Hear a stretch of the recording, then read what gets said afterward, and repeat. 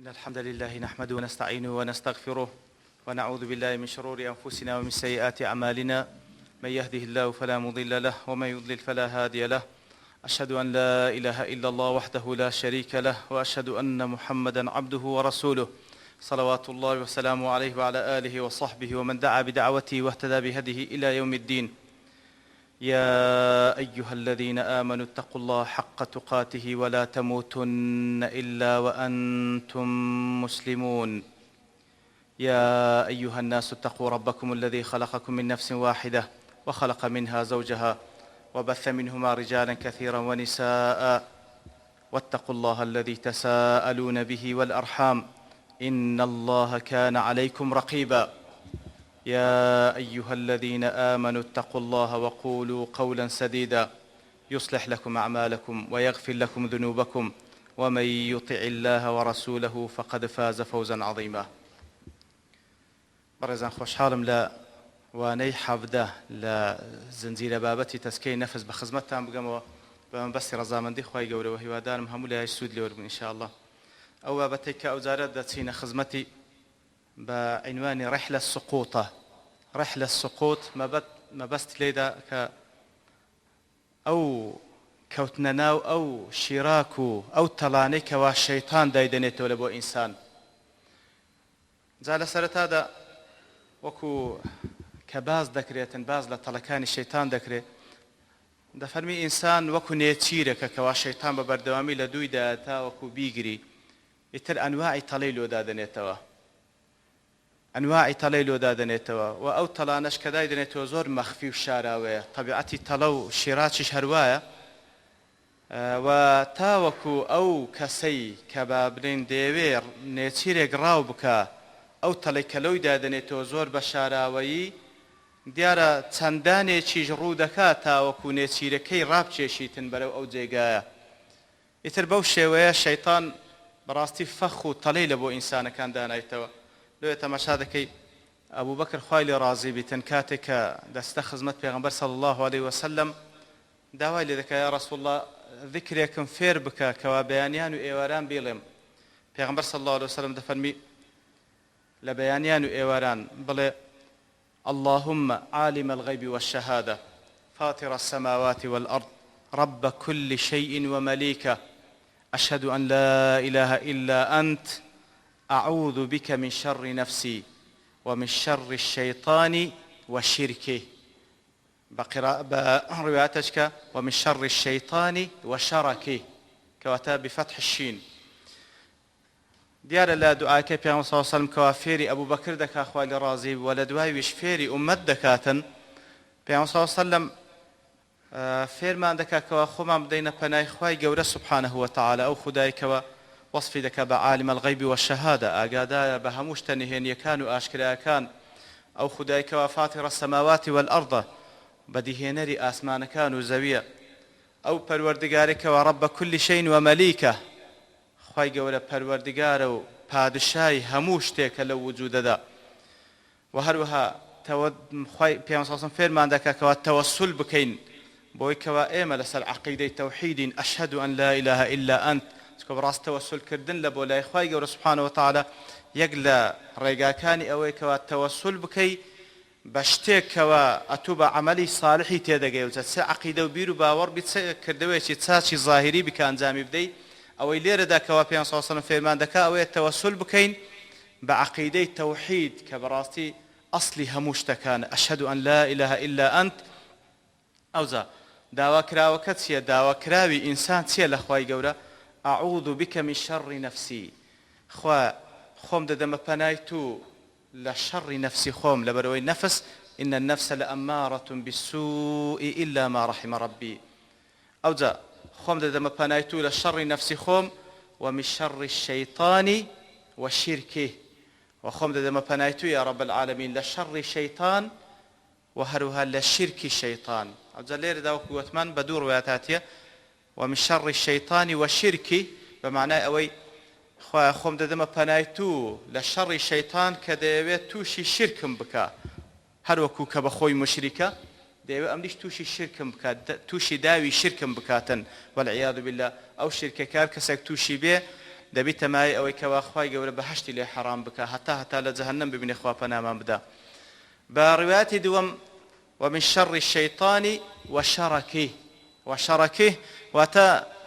لە شیراکی شەیطان لە تەڵەکانی شەیطان خوا خۆم دەدەمە پەنای تو. لەبەرەوەی بەڕاستی وەکو چەند جارش ئیشارەتمان پێکرێت لەو دەرسانە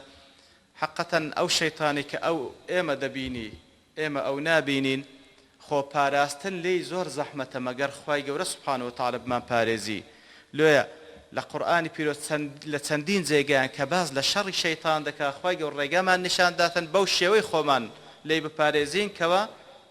خۆمان بدەینە پەنای ئەو خودایی کە ئەو شەیطان دەبینی شەیطانیش ئەوی نابینی سوبحانەهو وتەعالا. ئەوجا وەکو معلومە کە ئێمەی ئینسان لە سەنگەر داینە لەگەڵ شەیطان دژمنی یەکین ئەو شەیطانی کەوا داک و بابمانی لە بەهەشت دەرهینە. دیارە پێویستە وەکو خوای گەورە سوبحانەهو وتەعالا فەرمانمان پێ دەکات لە سوورەتی الأنفال يا أيها الذين آمنوا إذا لقيتم الذين كفروا زحفا فلا تولوهم الأدبار. ئەی کۆمەڵی باوەڕداران ئەگەر ڕوبەڕووی کەسانێکی بێباوەڕ بوونەوە کە ئەوان هجووم لە بۆنگۆ دەیدەن فلا تولوهم الأدبار پێویستە پشتی تێ نەکەی بەڵکو توش هجوومی لۆ ببەی. ئیتر مصیبەتی شەیطان ئەوەیە کە ئەویش طبعا هەر لەو سەفێ لە سەفی کافرەکانە و دەیەوێ ئینسانی مسلمان بەرەو دۆزەخ ببە باشە کوو خۆمان لێ پارێزین بە چ شێوەیەک هجوومی لۆ ببەین لە کاتێکدا کە گوتمان شەیطان دژمنێکی شاراوەیە ئیلا بە خۆدانە پەنای خوای گەورە و زۆر وریابوونە بەو شتانە و بەو خطوتە دیفاعیانەی کەوا خوای گەورە سوبحانەهو وتەعالا بۆمانی دانایە تاوەکو خۆمان لە شەڕی ئەو شەیطانە و لە تەڵەکانی بپارێزین. ئیتر حەسەنی کوڕی ساڵح ڕەحمەتی خوای لێبی دەفەرمی کاتێک کە ئێستا ئەمە باز لە تەڵەکانی شەیطان دەکەین لەوانەیە زیاتر فکرمان لە بۆ مەعاسیە ظاهیرەکان دەچی یعنی ئەو گوناهانەی کەوا زۆر ظاهرن خۆتی لێ بپارێز مع العلم گوناهی زۆر ئاشکرا ئەوە ئاشکرا دیارە هەموو کەس دەزانێت لە شەیطانەوەیە بەڵام مصیبەتەکەی لەوەیدایە تەڵەکانی شەیطان کە گوتمان شاراوەیە جا وەکو ئەو دەڵێ جاری وا هەیە شەیطان نۆتونۆ دەرگای خێرت لێ دەکاتەوە نۆهۆتونۆ دەرگای خێرت لێ دەکاتەوە تاوەکو بن نەتیجە بتگەینتە دەرگایەکی شەڕ. شەیطان زۆر نەفەسی درێژە شەیطان زۆر نەفەسی درێژە نۆتونۆ دەرگای خێرت لێ دەکاتەوە تاوەکو بن نەتیجە بتگەینتە دەرگایەکی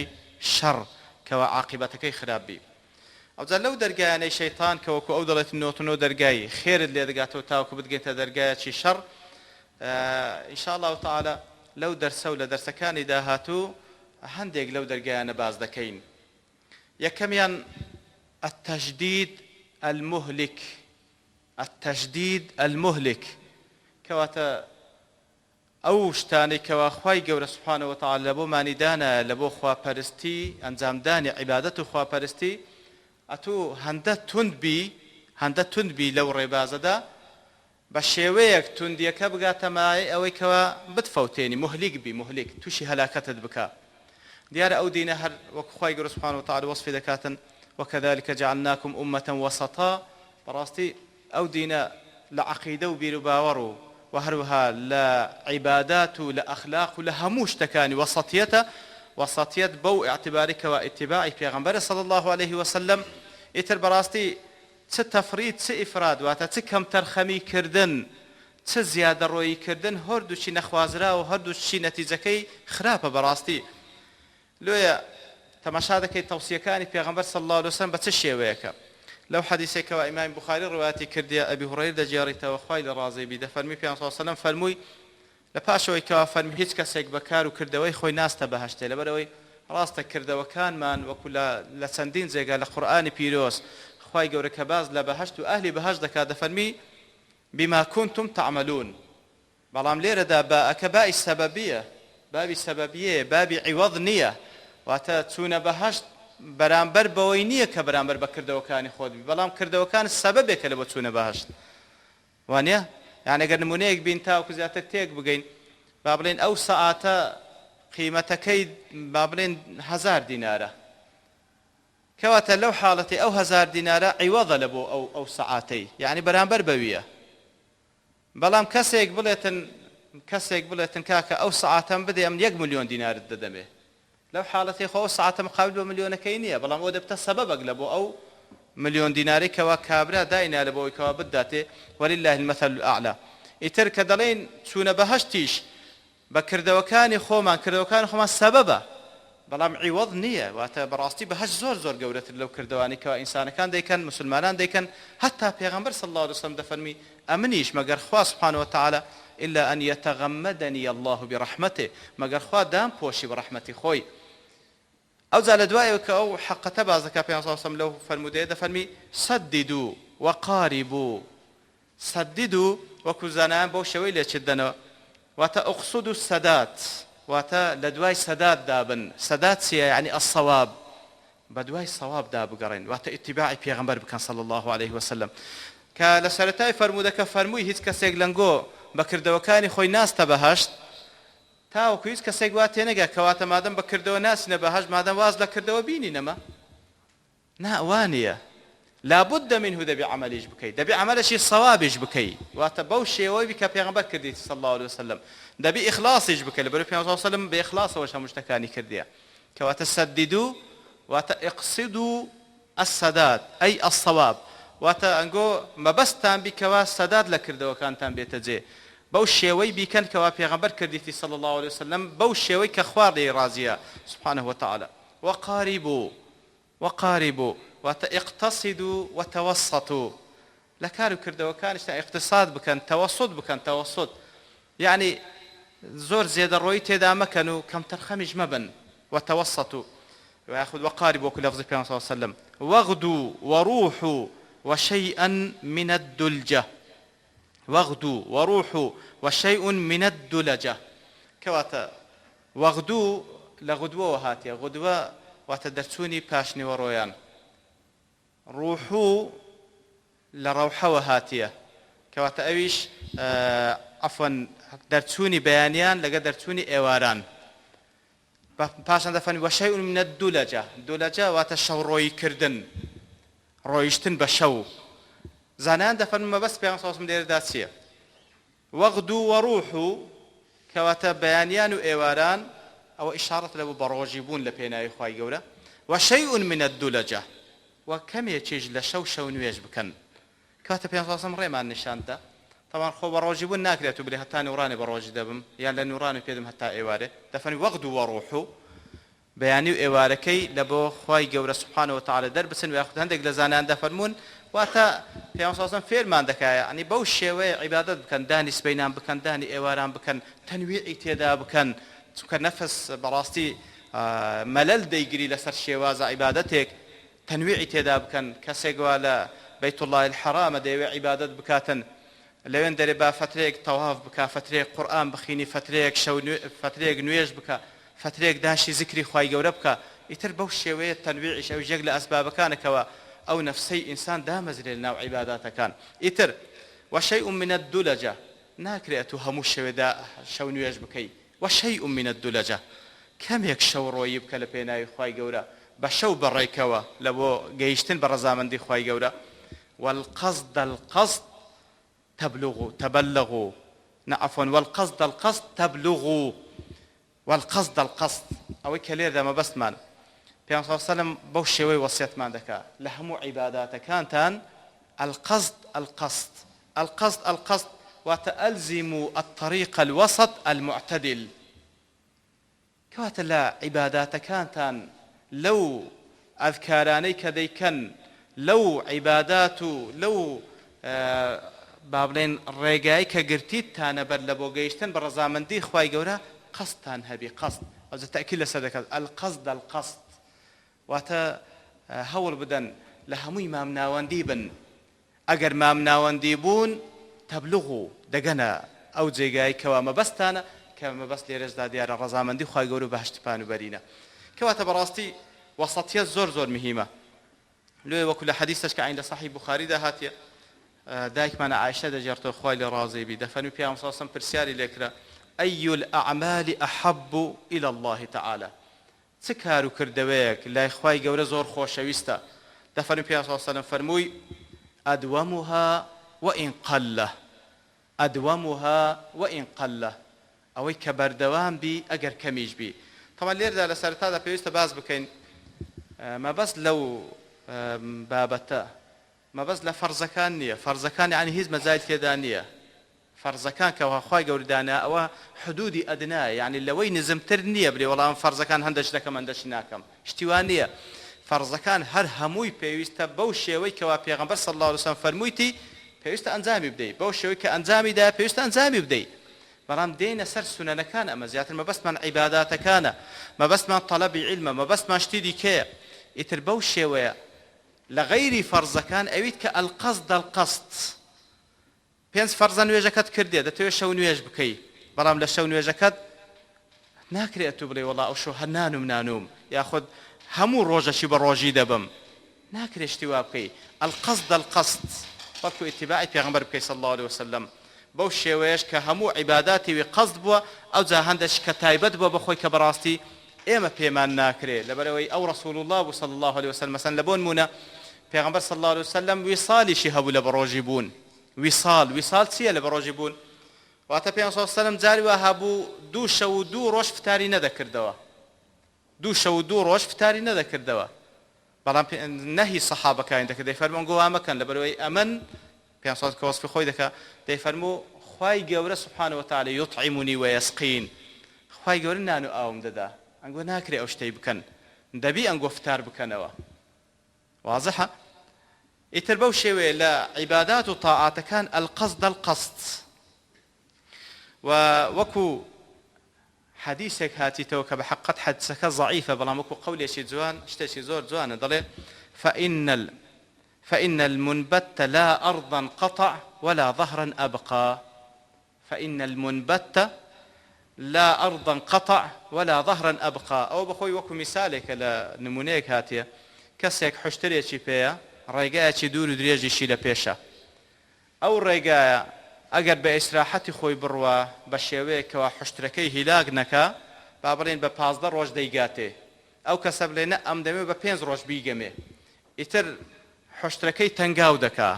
خێرا دەڕوا بەڵام لە پاشەوەی کەوا 3 ڕۆژ بە خێرایی دەڕوا دەگاتە ناوەڕاستی ڕێگایەکە حشتەکە دەپسێ ناتوانی تەواوی بکە ئیتر لەوێن دەرێ دادەبڕێ ئەو کەسە المنبت دابراوە لە ڕێگا ڕاستە نیوەی ڕێگایەکەی بڕی بەڵام لا ظهرا أبقى ولا أرضا قطع نەگەیشتە جێگای مەبەست هیچیشی پێ نەما پێ بڕوا تازە کەواتەوە زەرەرەوە نییە ئەگەر بە هێواشی خۆی بڕۆیشت با تاخیرتر بگاتێ بەڵام لە نەتیجە هەر دەگاتێ بەڵام ئەوەی دیکەیان پسا لە ناوەڕاستدا پسرا ئیتر لا صحيح بخاري عيني باز لا أو صحابة برزة دكاتن عبد الله كري عمري كري عاص كوا مشهور بزور خوي هلاك ذكر بطاعة بعبادات كان بشونويج ببروجبون دفرمي في صلى الله عليه وسلم بيدر اثنين بيم جيشت كوا أتو هرب الروجي دي ببردوامي هرب الروجي دي ببردوامي يتر أوزا في صلى الله عليه وسلم بيدر فرميتن سير روجان بيبا لهر مانجيك سير روجان بيبا لبروي بروجبون هەر خێرێک لەو خێرانێکەوە دەیکەی بە مەبەستی خوای گەورە یەک بەدێ ئیتر ئەتوو لە هەر مانگێک کە 3 ڕۆژ پێ دەبی معناوێ هەموو مانگەکەی پێبووی دەفەرمی یا ڕەسوڵ الله من توانام هەیە زیاتر پێ بم پێغەمبەر صلی الله علیه و پێ دەفەرمیتن ئەگەر هەر لابد منه هەر زیاتر پێ دەبی ئەوە فعليك بصيام داود ئەوە بە وەکو داود عليه الصلاة والسلام بڕۆژی بە صيام داود کوو بووە دەفەرمی صيام داود كان يصوم يوما ويفطر يوما ڕۆژێک بە ڕۆژی دەبوو ڕۆژێک فتاری دەکردەوە بەو شێوەی کەواتە یەصوم نصف الدهر نیوەی زەمانە پێدەبی یان نیوەی عمری خۆی پێدەبی ئەوەندی کە لە دەستی مایە دەفەرمی گوتم باشە ئەوەی دەکەم یا ڕەسوڵەوە ئەعلا حەد لەوەی زیاتر نییە یعنی کابرا ئەگەر بێ زۆر بە ڕۆژی بی ئاخر حەد ئەوەیە ڕۆژێک بە ڕۆژی بی ڕۆژێک فتار بکات دەفەرمی من ئەوم هەڵبژار ئەوجا لە ئاخیری ژیانی پاشەوەی کەوا عمری گەورە بوو پێغەمبەری صلی الله علیه و سلم وفاتی کرد بوو عبد الله كري عمرو كري عاص بشيمان بود يفرمو يا ليتني قبلت رخصة رسول الله صلى الله عليه وسلم خوزقا رخصتي بيغمبر قبول كربا صلى الله عليه وسلم كاتب راستي أوي كما بست ليلة إنسان رحم الله مديان عرف قدر نفسه رحمتي خوي يقول لو كسبك خوي بناسي يعني أو أنت تنمك لسر نفسي خود وش قلت ما باز لفرزكان ناكن فرزكان لابد منه مناقشة دانية وحد أدنايا تەقسیری لە هەر یەکێک هەبی ئەتوو معرەزی لە بۆ عەزابی خۆی گەورە والعیاذ بالله. بەڵام لە پاشەوی لە سونەتەکان لە تاعات و عیباداتەکان بەڕاستی پێویستە قەسدت هەبی، قەسد پێویستە اعتدال هەبی، پێویستە تەوەسط هەبی، پێویستە مامناوەندی بی. وەکو پێغەمبەر صلی الله علیه وسلم ئەو لەو فەرموودە شیرینەشی فەرمووی ئەحەبُ الأعمال الله أدومها وإن قل. زۆر مهمە با کەم بی، بەردەوام بی لای خوای گەورە خۆشەویسترە نەوە کەم بی با بڵێن زۆر بکەی بەڵام فترەی کەم و پاشان ئەوجا وەکو زانان دەفەرمون ئیوا هەیە هەندە زەخت لە خۆی دەکات لە سونەتەکان لە شەو نوێژ لە بەڕۆژی بوون لە ئاخر وای لێدێ نوێژی فەرزیش تەرک دەکات، نوێژی فەرز دەرک دەکات. یعنی لەبەرچی نەفسی ئینسان حدودەچی هەیە تەحمل ناکات لەوەی زیاتر. کاتە بەڕاستی اعتدال زۆر مهمە. وەچی گوتیشمان اقتداکردن بە پێغەمبەر صلی الله عليه وسلم کەسێکەوە لە خۆی ڕادەبینی سێ ڕۆژ بە ڕۆژی بی لە مانگێک ئەوە نعمە بالله زۆر چاکە.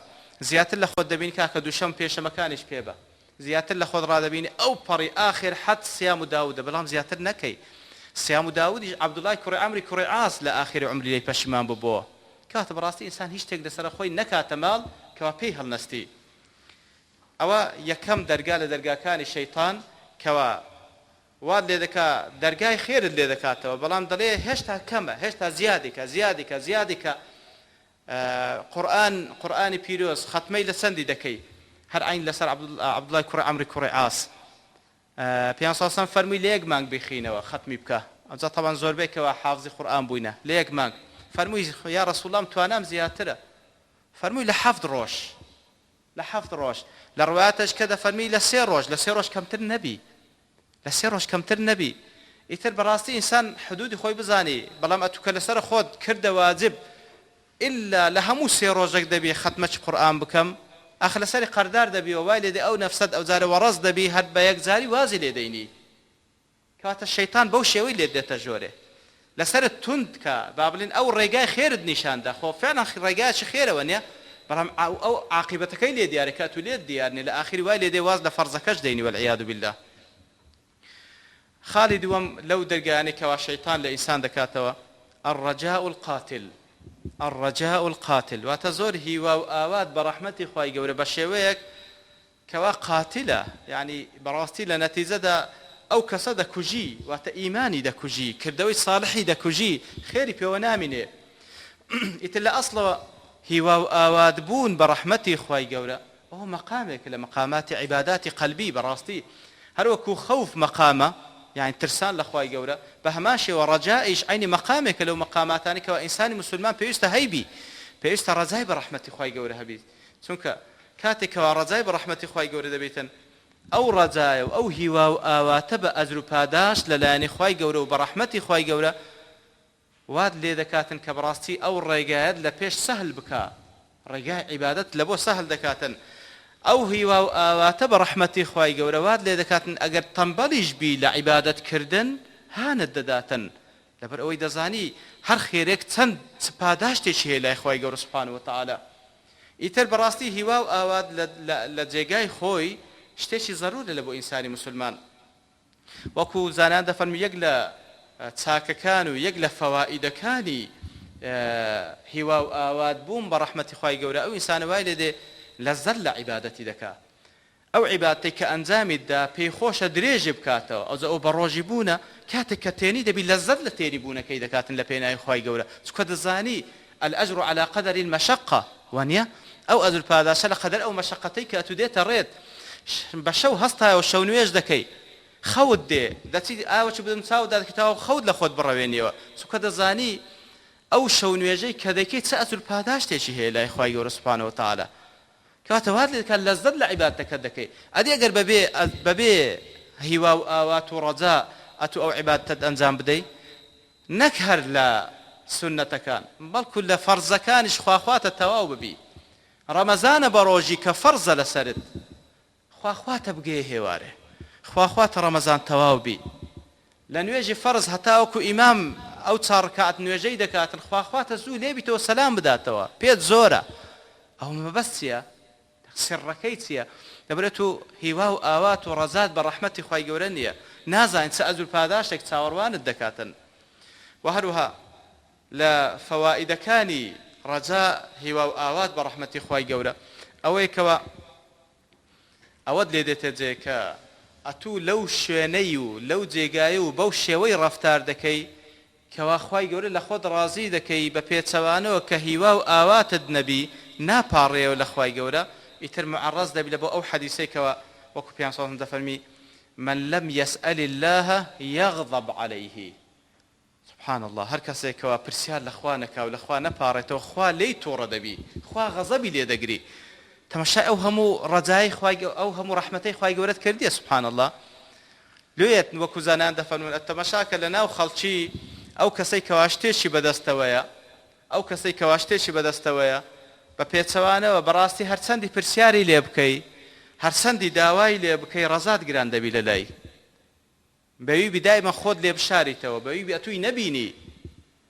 بە پێچەوانەوە خوای گەورە سبحانه وتعالى ئەگەر داوای لێ نەکەی خوای گەورە لێت تووڕە دەبی سبحان الله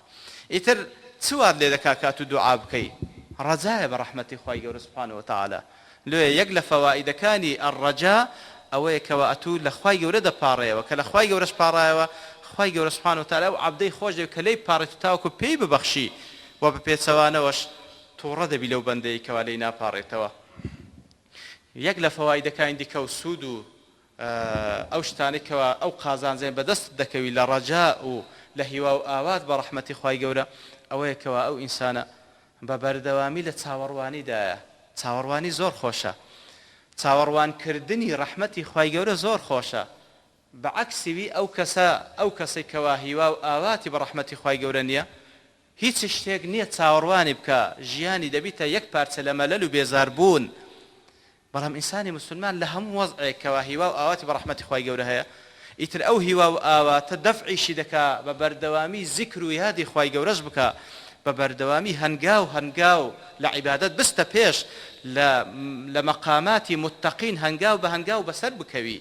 ئەوە چێ وای لێ دەکا هەموو هیوا و ئاواتە بە ڕەحمەتی خوای گەورە هیوا و ئاواتە بە ئەو ئەجر پاداشتەی کەوا خوای گەورە داینا لە بۆ ئینسانی مسلمان ئیتر زانان دەفەرمون سێ جۆرمان هەیە لە ڕەجا سێ جۆرمان هەیە سێ شێوازمان هەیە لە شێوازەکانی ڕەجا و هیوا و ئاوات دوانیان چاکن بەڵام سێمیان خراپە ئەوانەی کە چاکن ئەوەیە کەوا یەکەم کەسێک کردەوەی چاک ئەنجام بدا بەمەبەستی ئەو پاداشتەی کەوا خوای گەورە داینا لەسەر کردەوەی چاک وەکو هەمومان دەزانین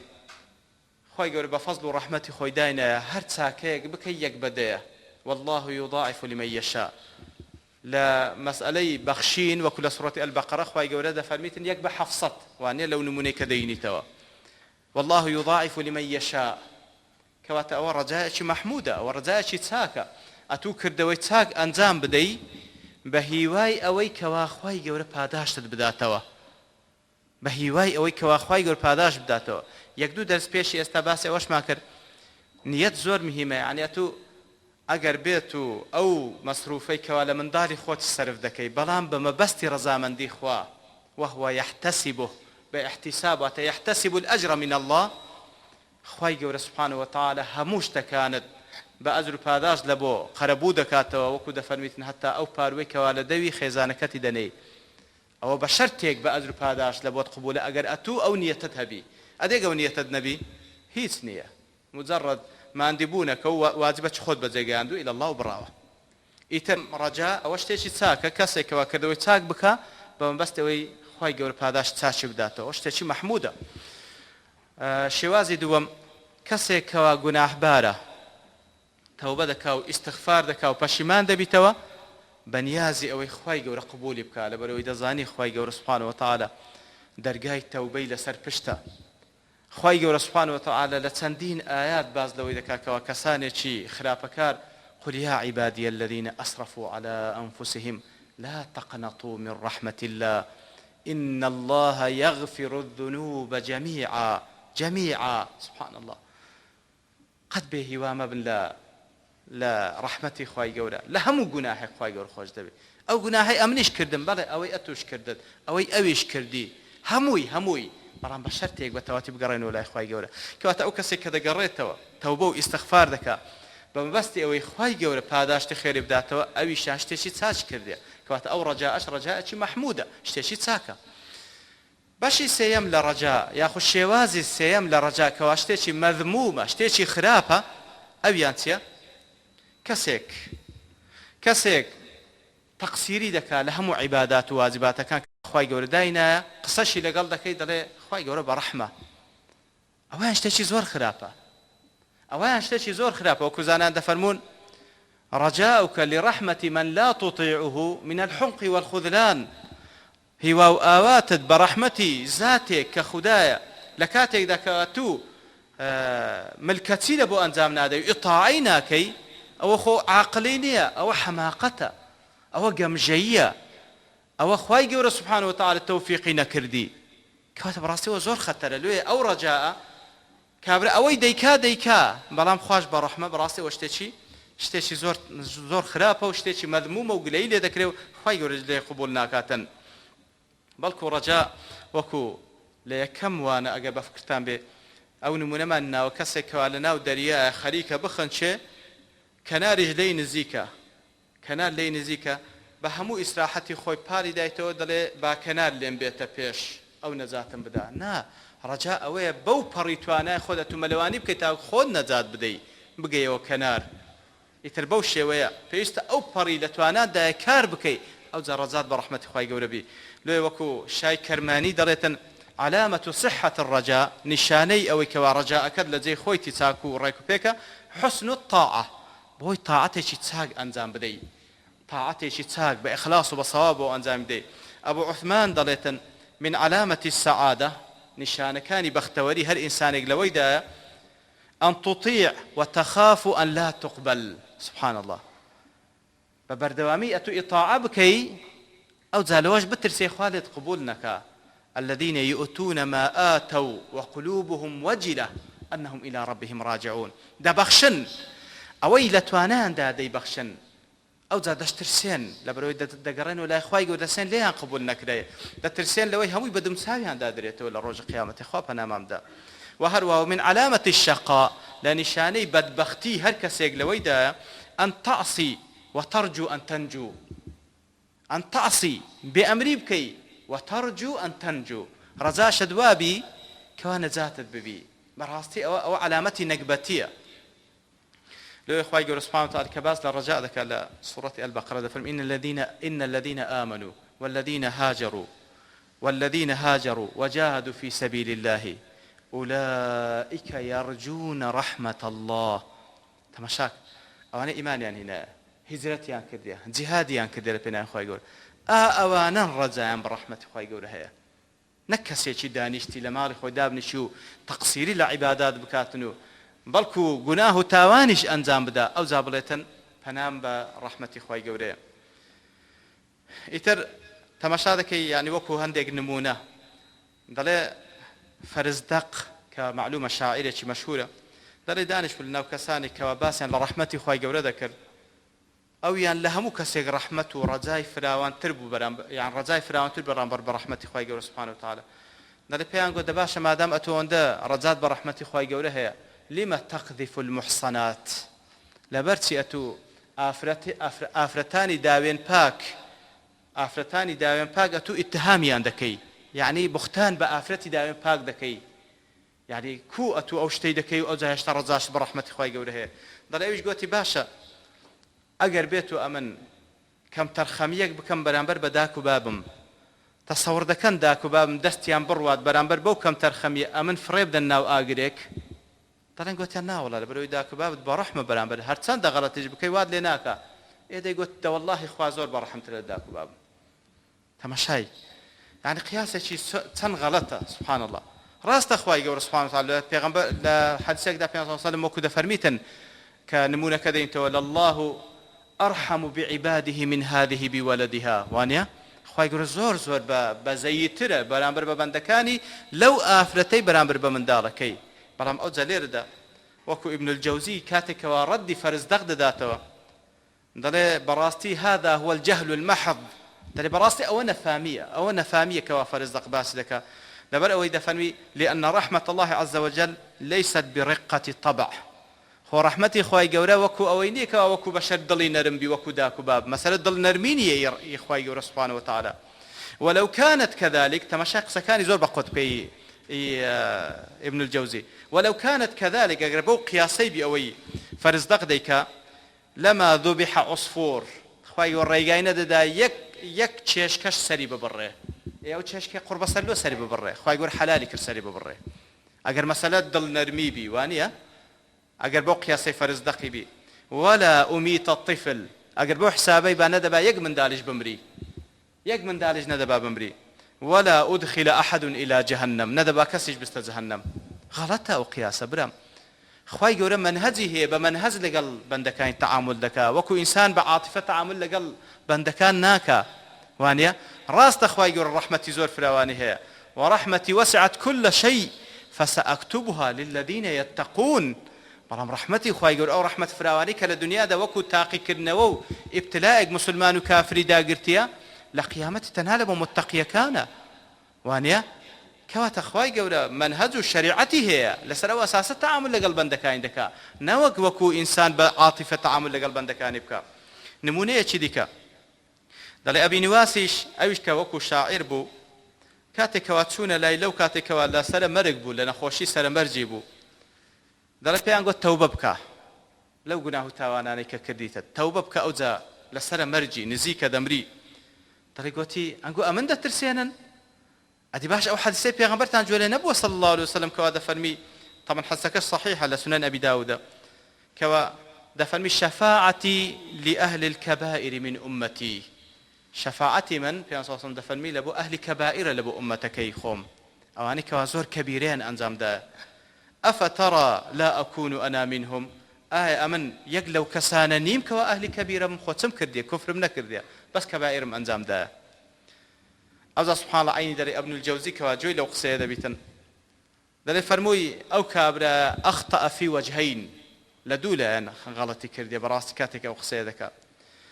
داري كميان أخطأ بأنه نظر إلى جانب الرحمة ولم ينظر إلى جانب العقاب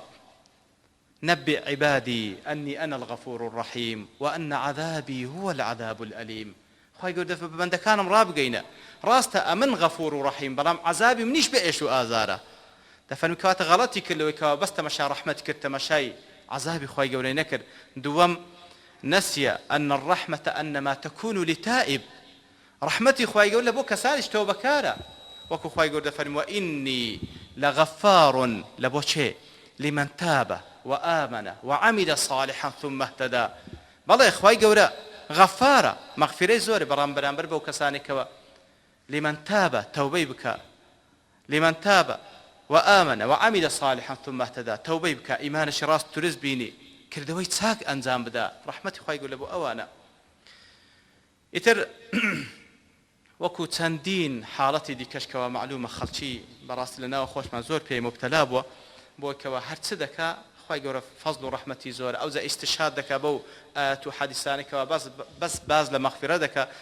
بس باز لمغفرتك باز لعذاب خواهي يقول لنا كاتن